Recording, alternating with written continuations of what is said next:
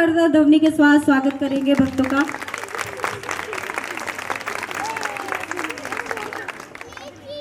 आपके समक्ष प्रस्तुत करेंगे भगवान द्वारा की गई अनेक लीलाओं में से वह अद्भुत लीला जिसमें भगवान ने सृष्टि के रचयिता ब्रह्मा जी के माध्यम से द्वापर युग में ही कलयुग में अपने प्राकट्य का गुह्यतम रहस्य उजागर किया था। जैसा कि आप सभी जानते हैं, कंस ने श्री कृष्ण के वध के लिए अनेकों असुर भेजे थे। इन असुरों में एक था अघासुर। अघासुर एक अति विराट अजगर के रूप में आया था और श्री कृष्ण जो उस समय लगभग मात्र 5 वर्ष की आयु के थे, अघासुर का वध कर देते हैं। जब ब्रह्मा जी को श्री कृष्ण द्वारा अघासुर के वध की बात ज्ञात हुई, तब वह जिज्ञासावश ज्ञात करने के लिए आते हैं कि यह बालक कौन है। कान्हा, ओ कान्हा, कहाँ भागा जा रहा है लल्ला? अपना कलेवा तो लेता जाओ। लल्ला, आज रसगुल्ले बनाए हैं, तुझे पता है ना क्या करना है? क्या मैया? अरे हमेशा की तरह पहले कन्हैया को खिलाना। कितना आनंदित होगा ना कन्हैया ऐसे पाकर।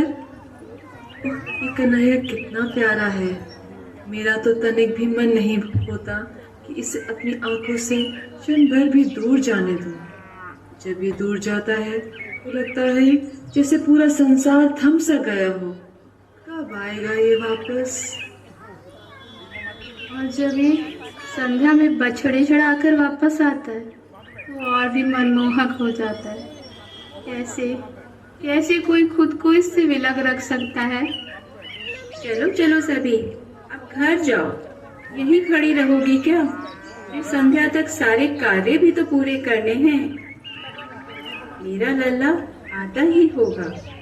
आज उसके लिए उसकी मन पसंद खीर बना देती हूँ।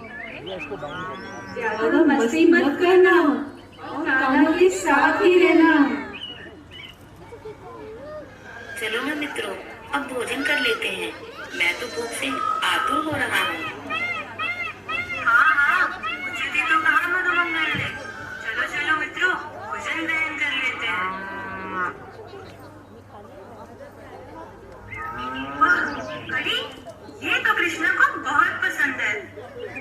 अरे, पहले खुद तो चख लूं, स्वादिष्ट होगी तभी तो कृष्ण को खिलाऊंगा।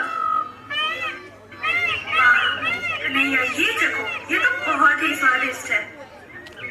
कान्हा, देखो तो मैया ने रसगुल्ले बनाए हैं, तुम्हें पसंद है ना?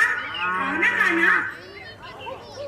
कृष्ण, पता है मैया ने आज मालपुए दिए हैं और कहा था तुम्हें अवश्य खिलाऊं।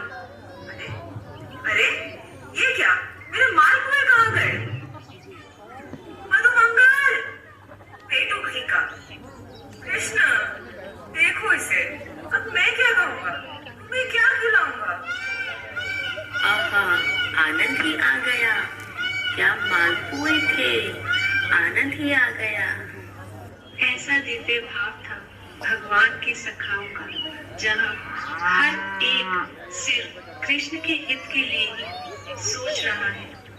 वही दूसरी ओर ये सारा दृश्य ब्रह्मा जी देख रहे हैं और इस प्रकार कहते हैं, ओह, ये बालक तो अवश्य ही मायावी लगता है। देखो तो इसके कार्य को, ये कैसे ब्रह्मांड का नायक हो सकता है? ये तो ग्वालों के साथ खेलता है, उनका झूठा खाता है। नहीं, ये वैकुंठपति श्री हरि नहीं हो सकता। और भला मैं, सृष्टि के रचयिता, क्या मैं अपने आराध्य को नहीं पहचानूंगा? मुझे इस बालक की माया का परीक्षण करना होगा। आखिर है कौन ये बालक जो इतने महान कार्य करता है, जो देवताओं के लिए भी दुर्लभ है? तभी बालकों के भोजन करते समय सभी बछड़े हरी हरी घास से मोहित हो कहीं दूर चले जाते हैं। अरे मित्रों, हमारे बछड़े कहाँ गए?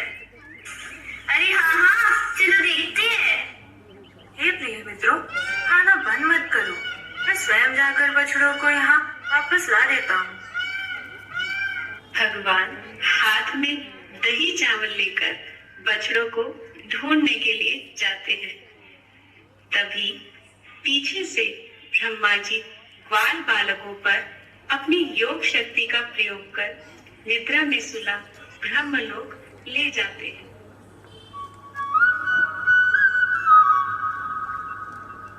अरे कहाँ गए सब? अभी तो नहीं थे। सुबाला, मधुमंगल, श्रीधाम, कहाँ हो तुम? तभी अपने सखाओं की खोज करते समय श्री कृष्ण को वहाँ ब्रह्मा जी के वाहन का स्वांग मिलता है। ओह, तो ये तुम्हारा कार्य है ब्रह्मा। तुम्हारे कहने पर ही मैंने पृथ्वी पर अवतार लिया था और तुम ही भूल गए। अच्छा, तुम मुझसे खेलना चाहते हो, तो चलो खेलते हैं ब्रह्मा। दूसरी ओर बच्चों के समय पर घर ना लौटने से माताएं अत्यंत ही चिंतित और व्याकुल हो गई थी। कितना अधिक समय हो गया, हमारे बालक अभी तक क्यों नहीं आए? मुझे बहुत घबराहट हो रही थी। ये सभी माताएं कितनी चिंतित हैं। मुझे इन सभी के लिए कुछ करना होगा। वृंदावन की सभी माताएं मुझे अपने बालकों से भी अधिक प्रेम करती हैं, और गैया वह भी तो कितना प्रेम करती है। वैसे तो इन सभी के प्रेम का कोई मूल नहीं, पर फिर भी आज मुझे इनके इस प्रेम के ऋण के बदले कुछ तो करना होगा। भगवान श्री हरि जो हर एक के हृदय में परमात्मा रूप में विराजमान है, अपना विस्तार हर ग्वाल बाल और बछड़ों के रूप में तथा ठीक उन्हीं के हाव भाव में कर लेते हैं। इस प्रकार विस्तार कर भगवान अपनी सर्वव्यापकता को सिद्ध कर देते हैं। देखो देखो, हो रहा कृष्णा, कितना मोहक लग रहा है। मधु, मेरा मधु, कृष्ण की तरह ही सुंदर और मोहक लग रहा है मेरा बच्चा। और मेरा पुत्र सुबाला भी। ओ यशोदा, आज कुछ तो विशेष बात है। हम सभी के पुत्र बहुत सुंदर और विशेष लग रहे हैं, बिल्कुल कृष्ण की तरह, है ना? तुम सत्य कह रही हो, आज कुछ तो विशेष है। इस प्रकार कृष्ण स्वयं ही बछड़ों तथा बालकों का रूप धारण कर सबको आनंदित करते रहे, और दिन, महीने, मौसम बीतते गए। इस प्रकार लगभग 1 वर्ष बीत गए। ब्रह्मा जी एक क्षण के बाद जब वापस आते हैं, तब तक पृथ्वी लोक का लगभग 1 वर्ष बीत चुका था। अरे ये क्या? सारे बछड़े और ग्वालों को तो मैंने योग निद्रा में ब्रह्मलोक में सुला दिया था, फिर ये सब यहाँ? भला ये कैसे संभव है? जब ब्रह्मा जी इस प्रकार विस्मित हो यह दृश्य देख रहे थे, तभी भगवान की ही कृपा शक्ति से ब्रह्मा जी को सभी बालकों और बछड़ों में चतुर्भुज रूप के दर्शन होने लगे।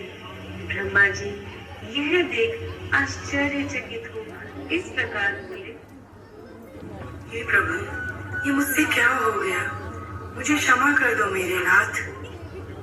ब्रह्मा, मैं तुम्हारी प्रार्थना स्वीकार करके ही इस पृथ्वी लोक पर अवतरित हुआ, किंतु तुम जैसा महाज्ञानी भी इस माया जाल को समझ नहीं पाया और परम सत्य को भुला बैठा। तुम मेरे भक्त हो ब्रह्मा, और मुझे पता है तुम्हारे मन में कोई बुरी भावना नहीं, इसलिए मैंने तुम्हें सत्य का भान कराने के लिए ये लीला रची। वास्तव में सत्य तुम्हारी कल्पना से कई बड़ा और दिव्य हो सकता है ब्रह्मा। अगर मुझे समझना है तो उसके लिए केवल प्रेम और भक्ति की आवश्यकता है। हे ईश्वर, मुझे क्षमा कर दे, मैंने बहुत बड़ी मूर्खता कर दी। मेरे स्वामी, हे परमपिता, मुझ पर प्रसन्न हो जाइए। हे हरि, मेरे इस दुख को हर लीजिए। नाथ, मैंने ये सब पद के मद ने किया, अब मैं प्रायश्चित करना चाहता हूँ। इसलिए प्रभु आप मुझे नीच कुल में जन्म दें, जिससे नीच कुल में जन्म लेकर मेरे मत का नाश हो और वहाँ मुझे आपकी भक्ति का महत्व पता चल पाए। जैसे आपकी इच्छा। कलयुग के प्रारंभ में मैं नवदीप ग्राम में गौर अनकांति धारण कर चैतन्य महाप्रभु के रूप में प्रकट होने जा रहा हूँ। तब मैं गली गली ग्राम ग्राम हरे नाम संकीर्तन के द्वारा कलयुग के जीवों का उद्धार करूंगा। तब आप एक मलेच्छ कुल में हरिदास के नाम से जन्म लेंगे और मेरी भक्ति में लीन रहेंगे। तब एक बार फिर हमारा मिलन होगा। तब तक आप उचित समय की प्रतीक्षा कीजिए। सर्वेश्वर श्री हरि श्री गोविंद श्री कृष्ण की जय।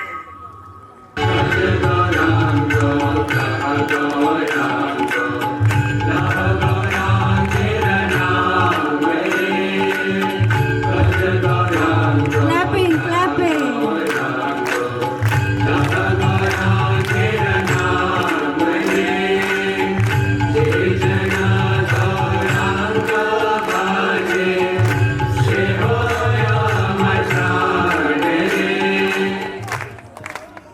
हरे हरि बोल। तो करतल ध्वनियों के साथ धन्यवाद देंगे सभी भक्तों का। विस्तार कर लेते